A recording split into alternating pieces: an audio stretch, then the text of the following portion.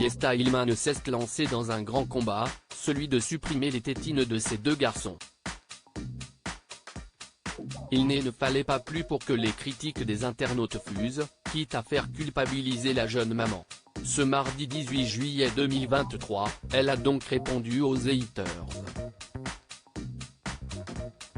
En 2016, Yesta Ilman et Benoît Assadi se rencontraient pour la première fois dans la 16e saison de Koh-Lanta, baptisée l'île au trésor.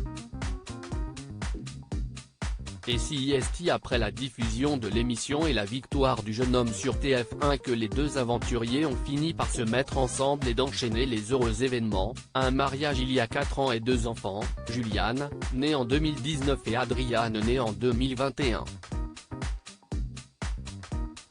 La famille Ilman Assadi s'est donc agrandie pour leur plus grand bonheur, même si les parents ont rencontré quelques difficultés et galères. En effet, très proche de sa communauté et souvent sans filtre, la Toulousaine racontait, sur ses réseaux sociaux, l'enfer qu'elle a vécu durant de nombreuses nuits, alors ponctuées par les levées et appels incessants de son aîné et les turbulences du second qui prenait plaisir à se déshabiller, couche comprise, durant son sommeil. Des nuits cauchemardesques qui semblent être loin derrière eux. À moins que l'arrêt de la tétine chez les deux petits vienne tout bouleverser une deuxième fois, quand les internautes se mêlent aux décisions des parents de Yesta et Benoît. En effet, avec l'accord de ses enfants et à l'occasion des 4 ans de Juliane, la jeune femme expliquait qu'il avait pris la décision, radicale, mais longuement évoquée, de jeter à la poubelle leurs sucettes. Et cela semble perturber le sommeil du grand frère, contrairement à Adriane qui vit très bien la situation.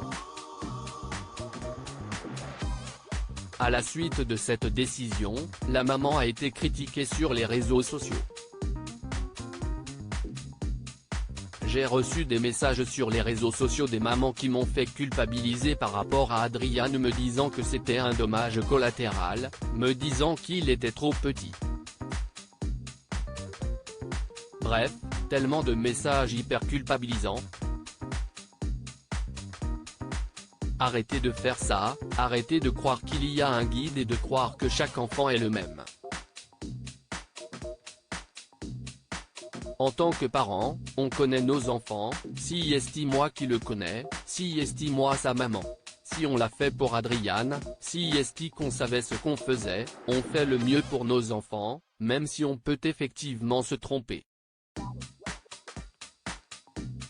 J'ai pas du tout apprécié tous ces messages qui m'ont fait douter et finalement je suis heureuse de m'être écoutée parce que finalement, il en a rien à taper. C'était la bonne décision à vous. Finalement la candidate de Maman est célèbre. Et de conclure, bref, petite parenthèse fermée. Un cap difficile à passer pour le garçonnet, mais également pour sa maman, alors sous le feu des critiques de 0.